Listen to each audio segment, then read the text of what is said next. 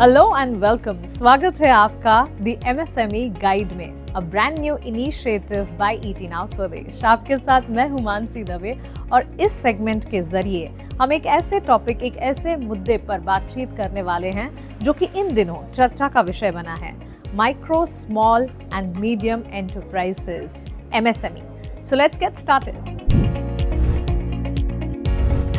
आपका बिजनेस छोटा है लेकिन बिजनेस को लेकर आपके सपने बड़े हैं।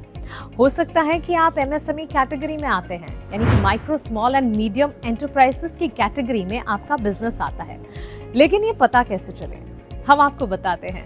जैसे कि मैंने बताया, एमएसएमई का फुल फॉर्म है micro, small and medium enterprises, यानी कि छोटी, बड़ी या उससे बड़ी एंटरप्राइजेस, लेकिन छोटी मजौली, इन दी कैटेगरी ऑफ माइक्रो, स्मॉल और मीडियम।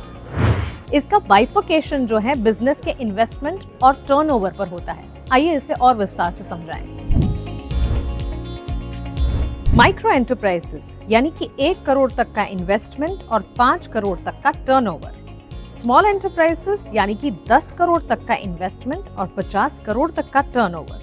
वहीं मीडियम एंटरप्राइजेस कैटेगरी में 50 करोड़ तक के इन्वेस्टमेंट वाली कंपनियां और साथ ही जिनके 250 करोड़ तक के टर्नओवर हैं वो आती हैं। यानी कि जैसा साइज, जैसा टर्नओवर, जैसा इन्वेस्टमेंट, वैसी कैटेगरी। सो अगर आपका बिजनेस इन लिमिट्स के अंदर आता है, सो कांग्रेचुलेशंस, आप एक एमएसएमई हैं। अब अगर आप एक एमएसएमई कैटेगरी में आते हैं तो इसकी रजिस्ट्रेशन करवाना भी बेहद जरूरी है। गवर्नमेंट बेनिफिट्स मिलते हैं, ढेर सारी रियायतें मिलती हैं।